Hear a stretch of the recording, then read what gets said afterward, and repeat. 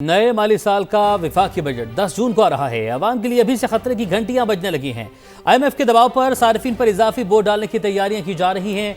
अगले साल माहाना 143 अरब रुपए पेट्रोलियम लेवी वसूल किए जाने का मिशन है और जिसके बाद ट्रांसपोर्ट और अशिया जरूरिया मजीद महंगी हो जाएंगी। हुकूमत IMF से मुज़ाकरात कर रही है और सूबों से 430 अरब रुपए इजाफी टैक्स वसूली के ख्वाहा है। NFC भी 1700 अरब रुपए की गुंजाइश निकालने की बातें कर रही है, जिसके बाद सूबाई हुकूमतों की जानिब से शदीद मज़ाहमत की जा रही है। विफाकी बजट और इससे मुतालिक उमूर पर तफसीली बात करेंगे और इसी हवाले से हमें शकील अहमद भी ज्वाइन कर चुके हैं। शकील, सबसे पहले तो आप कहिएगा कि हुकूमत कहती है कि महंगाई कम हो रही है, तो फिर पेट्रोलियम लेवी में इजाफे की ज़रूरत क्यों पेश आ रही है? जी बहुत शुक्रिया। देखिए, जब आप अनरियलिस्टिक किस्म के टारगेट सेट करेंगे ना IMF की डिक्टेशन पर या उनके दबाव पर, तो फिर ऐसा ही होगा। अल्टीमेटली बोझ आवाम पे आएगा, क्योंकि जो करंट फिस्कल ईयर है जो क्लोज हो रहा है 30 जून को, इस 14,131 अरब का टारगेट रखा जो कि अनरियलिस्टिक था। डे 1 से ही कहा जा रहा था कि ये अचीव नहीं होगा और ऐसा ही हुआ। 2 बार रिवाइज करना पड़ा और अल्टीमेटली 13,000 पे अब टारगेट ये सेट हुआ है और उसमें भी शॉर्टफॉल का सामना है। अगले साल भी ऐसा ही हो रहा है कि 15,267 अरब का हदफ है, टैक्स हदफ, वो अनरियलिस्टिक है। बहुत सारे लोग एक्सपर्ट्स भी कह रहे हैं, हुकूमत खुद भी मान रही है और FPR को भी इस चीज़ का एहसास है, इदराक है कि ये टैक्स हदफ भी पूरा नहीं होगा। लेकिन चूंकि IMF ने कहा कि आप ये बड़ा हदफ रखें तो इसलिए ये हदफ रखा जा रहा है और अगर ये पूरा ना हुआ तो उसके कुशन के तौर पर हुकूमत ने ये फैसला किया है कि जो नॉन टैक्स रेवेन्यू है वो 2,700 अरब रुपये से ज़्यादा रखा जाए, जिसमें 1727 अरब रुपये तो सिर्फ पेट्रोलियम लेवी होगी। मैं आपको ये भी बता दूं अपने नाज़रीन के लिए कि इस साल एवरेज माहाना जो पेट्रोलियम लेवी या सरचार्ज वसूल किया गया है सार्फिन से, वो माहाना 122 से 124 अरब रुपये है। अगले साल ये बढ़कर 143 से 144 अरब तक पहुंच जाएगा ऑन एवरेज। तो अब यहाँ से अंदाज़ा लगाएं कि जब पेट्रोलियम लेवी बढ़ेगी, उस पर ट्रांसपोर्ट किराए बढ़ेंगे, अशिया ज़रूरत की कीमतों में इजाफा होगा और महंगाई का एक तूफान आएगा। और ज़ाहिर है टैक्स मैयर्स भी लिए जा रहे हैं। आपको पता है कि वफाक और सूबे मिलकर नए टैक्स इक़दाम, टैक्स इन्फोर्समेंट मैयर्स भी लेंगे तकरीबन 1.1 ट्रिलियन के। तो इससे ओवरऑल जो इम्पैक्ट आएगा ना वो आवाम के ऊपर आएगा और बिजनेस कम्युनिटी के ऊपर भी आएगा, तो महंगाई में इजाफा होगा। तो इस तरह के जो टारगेट जब सेट किए जाते हैं तो उससे मसाइल पैदा होते हैं। दूसरी तरफ IMF और हुकूमत के दरमियान मुज़ाकरात चल रहे हैं। इसके अलावा हुकूमत और वफाकी हुकूमत और सूबाई हुकूमतों के मुज़ाकरात चल रहे हैं। तो अभी तक बजट की डेट तो अनाउंस हो गई है, अब शेड्यूल आ गया है। 10 जून को होगा बजट पेश, 9 जून को इकनॉमिक सर्वे और 8 जून को कौमी इक़्तिसादी कौंसिल का इजलास होगा। लेकिन अब फाइनल टचेस दी जा रही हैं और अब होपफुली ये बजट प्रेजेंट कर दिया जाएगा पार्लियामेंट। ठीक है शकील, जो इजाफी 430 अरब रुपए अब टैक्स वसूली का हदफ रखा गया है वो किन शोबों से हासिल किया जाएगा? और IMF और जो हुकूमत के मुज़ाकरात जारी हैं उस हवाले से तो हम बात करेंगे आगे जाके, लेकिन अभी ये जो जिन सेक्टर्स की हम बात कर रहे हैं उसमें तनख्वाहदार तबका हमने देखा कि हमेशा निशाने पर रहता है, या ऐसा महसूस होता है कि IMF ये तो नहीं कहता कि तनख्वाहदार तबके के ऊपर सारा बोझ डाल दिया जाए। तो क्या इरादे आपको नजर आते हैं? क्या तनख्वाहदार तबका फिर से निशाने पर ही होगा? देखिए, अभी तक तो तनख्वाहदार तबका जो है वो बहुत ज़्यादा कंट्रीब्यूट कर रहा है टैक्सेस के अंदर और चूँकि तनख्वाहों से जो टैक्स है वो डिडक्ट हो जाता है तो लोगों को पे करना पड़ता है, ज़ाहिर रिटर्न में वो फिर शो कर देते हैं। लेकिन अनडॉक्यूमेंटेड इकानमी है, बहुत सारे लोग, बहुत सारे सेक्टर्स टैक्स नेट से बाहर हैं। ये सबसे बड़ा इम्तहान है FPR के लिए कि उनको टैक्स नेट के अंदर लेके आएँ। अगले साल तनख्वाहदार तबके को रिलीफ देने की बात हो रही है, लेकिन हमें बहुत ज़्यादा एक्सपेक्टेशन नहीं है क्योंकि रेवेन्यू अहदाफ बहुत बड़े हैं, तो इसलिए वो ख़ास रिलीफ मिलता नज़र नहीं आ रहा।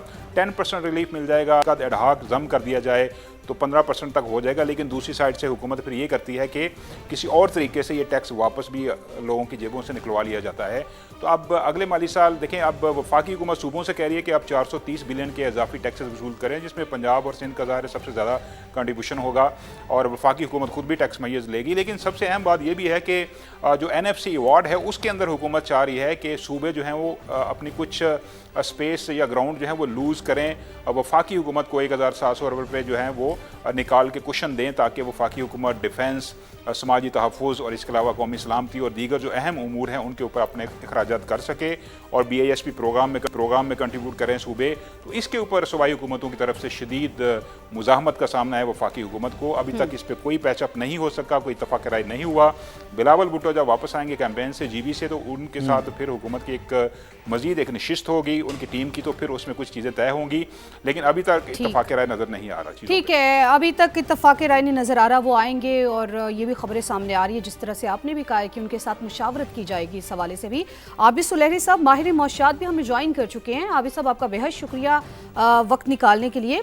आबिद साहब, आने वाला बजट आप कैसा देख रहे हैं? उमूमन हमने देखा है कि मुतवस्सित तबका जो है वो हमें कहीं नज़र ही नहीं आ रहा, तो आने वाले बजट में कुछ नरमियाँ, कुछ सख्तियाँ किन के लिए कितनी, और क्या देख रहे हैं आप? और साथ ये भी कहिएगा कि जो IMF प्रोग्राम है उसके तहत पाकिस्तान पर जो पेट्रोलियम लेवी है वो बढ़ाने की शराइत जो है वो आपकी नज़र में क्या है, और ये इंटरनेशनल मॉनिटरी फंड की मजमूई पॉलिसी फ्रेमवर्क में किस तरह से फिट आती है?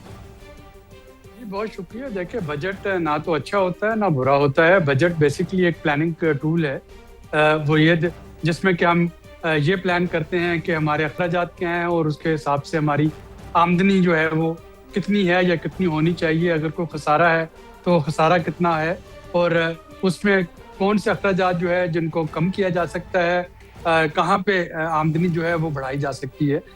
जब आप IMF प्रोग्राम में होते हैं, और IMF प्रोग्राम में होने का मतलब ये है कि आप IMF में तब जाते हैं जब आपके पास जो डॉलर्स हैं उनकी शॉर्टेज हो जाती है। जैसा कि 2022 में जब PDM गवर्नमेंट थी तो उस वक्त हमें उस वक्त शहबाज शरीफ साहब वज़ीर आज़म थे, तो IMF की MD को फ़ोन करके स्पेशल स्टैंड बाई एग्रीमेंट लेना पड़ा। तो जब आप ऐसी सिचुएशन में होते हैं तो IMF से आपसे सिर्फ दो बातें करती है। वो ये कहती है कि आप या तो अपने अखराजात कम कर लें या अपनी आमदनी बढ़ा लें, या हमारे जैसे केसेस में दोनों चीज़ें कर लें। अब जो मुल्क IMF में जाके उसकी बात मान रहे होते हैं उनके लिए IMF काफ़ी सॉफ्ट होता है। पाकिस्तान जैसे, जिसको हैबिचुअल बोरोर कहा जाता है, इजिप्ट, पाकिस्तान, अर्जेंटीना, ये हैबिचुअल बोरोर्स में आते हैं। तो ये वो बोरोर्स हैं जो कि एक दो ट्रांचेस लेते हैं, उसके बाद प्रोग्राम अधूरा छोड़ देते हैं। तो जब आप प्रोग्राम अधूरा छोड़ते हैं तो ये सिर्फ डॉलर्स की कमी नहीं रहती, यहाँ पे ट्रस्ट की कमी भी आ जाती है।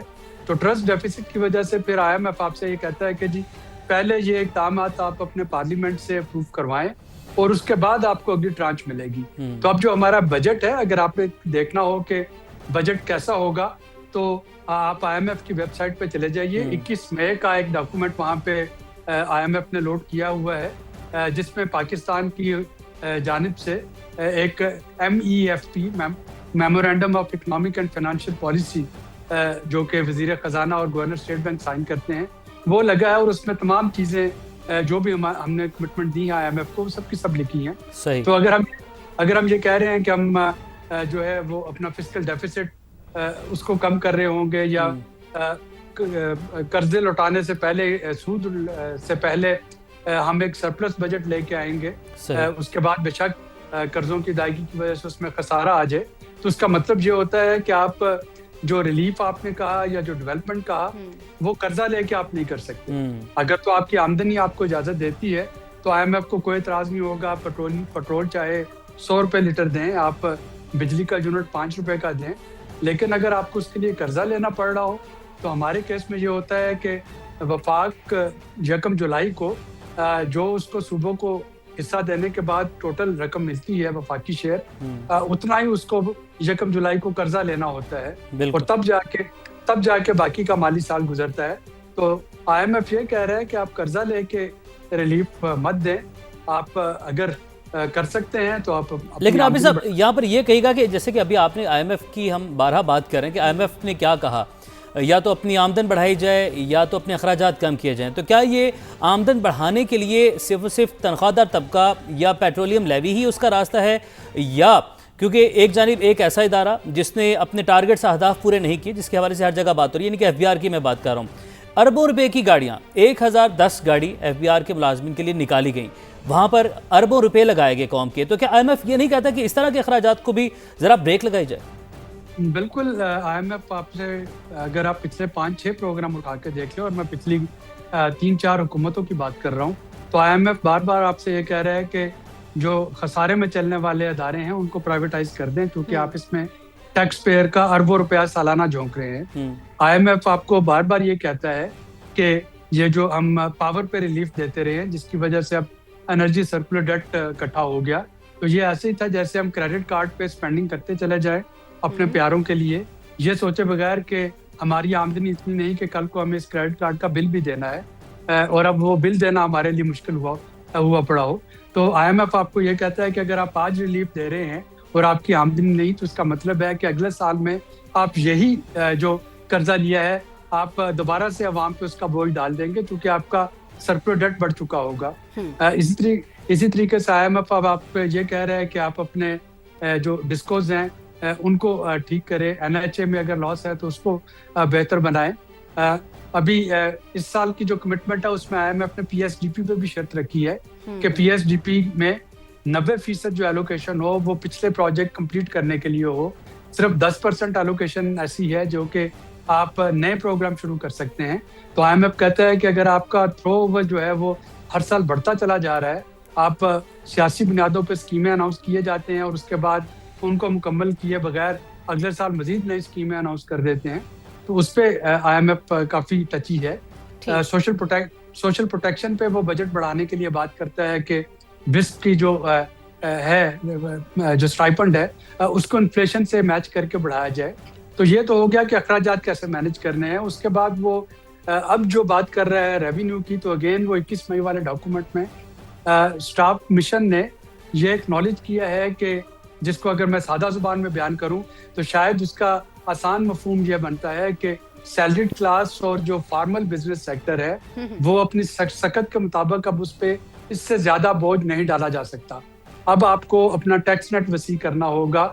आपको जो सेक्टर ठीक है, according to you tax net को वुसअत देनी होगी। जिस तरह से आपने कहा है हर साल बजट पेश किया जाता है, हर साल ये उम्मीद की जाती है कि इस साल का बजट जो है वो पिछले साल के बजट से कुछ मुख्तलिफ हमें दिखाई देगा और शायद कोई रिलीफ दिया जाए, लेकिन वही कहानी जो है वो बार बार दोहराई जाती है। साथ ही मौजूद रहिएगा।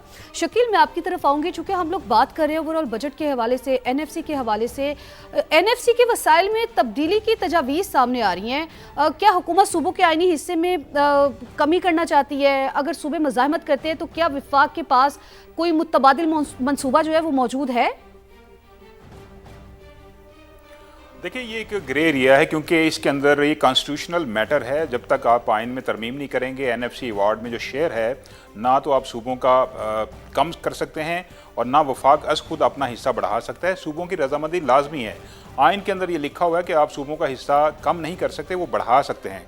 तो वफाकी हुकूमत को इन एनी केस सूबों को ऑन बोर्ड लेना होगा, मुशावरत करना होगी, उनकी रजामंदी से कुछ वे आउट निकालना पड़ेगा। लेकिन अभी तक तो यही है कि सूबे जो हैं इस बात के लिए एग्री नहीं है कि उनका जो शेयर है कम किया जाए। आपको मालूम है कि 57.5% सूबों का हिस्सा है NFC में, 42.5% वफाक है। लेकिन वफाक के ऊपर अखराजात का बोझ यकीनन ज़्यादा है। बहुत ज़्यादा पैसा, 7 से 8 हज़ार अरब रुपये हम कर्ज़ों पर सूद देते हैं हर साल। फिर डिफेंस के अखराजात हैं, फिर समाजी तहफ़्फ़ुज़ है, BISP प्रोग्राम है, फिर वफाकी तरक्याती प्रोग्राम है PSDP, और वफाकी हुकूमत अपने पैसों से सूबों में जाके डेवलपमेंट एक्सपेंडिचर्स भी कर रही होती है। और अब एक नई स्ट्रेटजी भी हुकूमत ने तैयार की है कि अगले चंद सालों में बतदरीज PSDP में सूबाई नोयत के मनसूबे जो हैं वो कम किए जाएंगे या ख़त्म किए जाएंगे। इस पर भी सूबे नाराज़ हैं क्योंकि KPK कह रहे हैं हमें इस बार भी बड़े कम पैसे मिले हैं, तकरीबन $2 बिलियन, उससे $2 बिलियन रुपीज़ या उससे ज़्यादा। और सिंध हुकूमत को भी एतराज़ है। तो शायद 200 अरब रुपये PSDP में इजाफा कर दिया जाए। प्राइम मिनिस्टर की भी ख्वाहिश है कि 1126 से बढ़ाकर इसको 1326 कर दिया जाए। तो हो सकता है कि ये भी डिसीजन हो जाए। NEC मीटिंग जो होने जा रही है 8 तारीख को, उसमें ये फैसला हो जाएगा। आप बात कर रही थी ना कि अखराजात की और आमदनी की, तो जब तक हमारे जो एक्सटर्नल इनफ्लोज हैं यानी डॉलर्स की शक्ल में वो नहीं बढ़ते, उस वक्त तक हमारे मसाइल हल नहीं होंगे। डॉक्टर आबिद सुलैरी भी ये कह रहे थे, बिल्कुल ठीक कह रहे थे कि हमें अपनी एक्सपोर्ट्स बढ़ानी होगी, हमें इन्वेस्टमेंट बढ़ानी होगी। उसकी बेस पे ही हमारे पास मसाइल पैदा होंगे, क्योंकि अभी तो हम डे टू डे बेसिस पे चल रहे हैं। हमने कोई $12 बिलियन के जो डिपॉजिट्स हैं वो लिए हुए हैं अपने फ्रेंडली कंट्रीज से, जिसमें सऊदी अरब, चाइना वगैरह भी शामिल है। इससे पहले UAE भी था, उन्होंने वापस ले लिए पैसे। तो हम वो रोल ओवर्स पे चल रहे हैं और इस साथ साथ हम इजाफी कर्जे ले रहे हैं। मजमूई तौर पर 19,000 अरब रुपये, $19 बिलियन के जो है ना इस साल हमें जो लायबिलिटीज़ थी एक्सटर्नल वो ज़रूरत थी, जिसके लिए हम कर्जा लेते हैं और बाहर से कोई कर्जे रोल ओवर भी कराते हैं। तो हमें एक्सपोर्ट्स बढ़ानी पड़ेगी, इन्वेस्टमेंट बढ़ानी पड़ेगी और साथ साथ जो है पाकिस्तान के अंदर कुछ ऐसे वसाइल पैदा करने पड़ेंगे जिससे रियल सेंस में रेवेन्यू जनरेट हो। जैसे ताजर कम्युनिटी है, उसको हुकूमत टैक्स नेट में नहीं ला पाती। कई सालों से हम देख रहे हैं कि कोशिश करती है हुकूमत स्कीम लाने की, लेकिन वो प्रोटेस्ट करते हैं, एहतजाज करते हैं, उसके बाद स्कीम ख़त्म हो जाती है, प्लान सारे नाकाम हो जाते हैं। इस बार भी जो नया माली साल है हुकूमत ने एक नई स्कीम मुतारफ़ कराने की सोच रही है कि फ़िक्स्ड एक स्कीम लाई जाए जिसके तहत 25,000 रुपये जो है वो माहाना सालाना जो है टैक्स लिया जाए इनसे ताजरों से। तो अब वो जब स्कीम आएगी उसके तहत ये भी है कि उनसे जो है POS सिस्टम नहीं इंस्टॉल करना पड़ेगा, उनसे ये नहीं पूछा जाएगा, उनका ऑडिट नहीं होगा, तो सहूलत फिर हुकूमत देने जा रही है। अब देखना ये है कि ताजरों को टैक्स नेट में लाते हैं या नहीं। इसके अलावा दीगर बहुत सारे सेक्टर्स हैं, जैसे ज़रई आमदन पर टैक्स वसूली का मामला है, उसमें भी IMF कह रहा है कि अगले साल हर सूरत में आपने सूबों में ज़रई आमदन पर टैक्स वसूली करनी है। तो टैक्स नेट एक्सपैंड करने के लिए जब तक FBR अपना किरदार अदा नहीं करता उस वक्त यही मसाइल रहेंगे कि हम कर्जों पे चलते रहेंगे, हम लेवी की शक्ल में अवाम की जेबों से पैसे निकलवाते रहेंगे, अवाम पे बोझ डालते रहेंगे। और बिल्कुल शकील, अब यहाँ पर मामला ये है कि एक तो एक जानिब FBR का हम उसको कह सकते हैं कि नाकामी, जो कि वो हदफ अपना मुकम्मल नहीं कर सके। आपसे मैं ये पूछना चाहता हूँ, आप मुझे ये बताइएगा ज़रा डिटेल से कि अखराजात कम करने की बात की है, कौन कौन से हुकूमती ऐसे इदारे हैं जिन्होंने अखराजात में कमी की है। बाकी हम डॉलर इनकम को बढ़ाने की बात करें तो ट्रेड डेफिसिट की बात करते हैं, हुकूमत के एक जानिब दावे हैं, अगर दावों को देखा जाए तो बहुत अच्छा लगता है सब कुछ, लेकिन अगर रियलिटी देखें तो ट्रेड डेफिसिट जो है हमारा वो इस साल तमाम रिकॉर्ड तोड़ चुका है और जब से पाकिस्तान वजूद में अब तक का सबसे बड़ा ट्रेड डेफिसिट है। तो क्या इस तरीके से हम जो है आवाम के ऊपर से बोझ कम करेंगे या आगे की जानी बढ़ेंगे? बिल्कुल ऐसा ही है, जो ट्रेड डेफिसिट है वो बढ़ता ही जा रहा है। आप देखें हमारी एक्सपोर्ट्स हैं वो तकरीबन 5.5-6% कम हुई हैं, जबकि हमारी इंपोर्ट्स जो हैं वो तकरीबन इतनी ही बढ़ गई हैं। अब सिर्फ 11 माह में $62 बिलियन का ट्रेड डेफिसिट पाकिस्तान को हो चुके हैं और अगले साल ये इससे भी ऊपर जाएगा, कुछ $70 बिलियन तक जा सकता है। तो ये भी एक बहुत बड़ा इशू है क्योंकि हम एक्सपोर्टेबल सरप्लस नहीं है हमारे पास, हम इतनी अशिया बनाते नहीं हैं जो हम एक्सपोर्ट कर सकें, बल्कि हम एक कंज्यूमिंग सोसाइटी बन गए हैं, बाहर से इंपोर्ट करते हैं चीज़ें, यहाँ पे इस्तेमाल कर लेते हैं।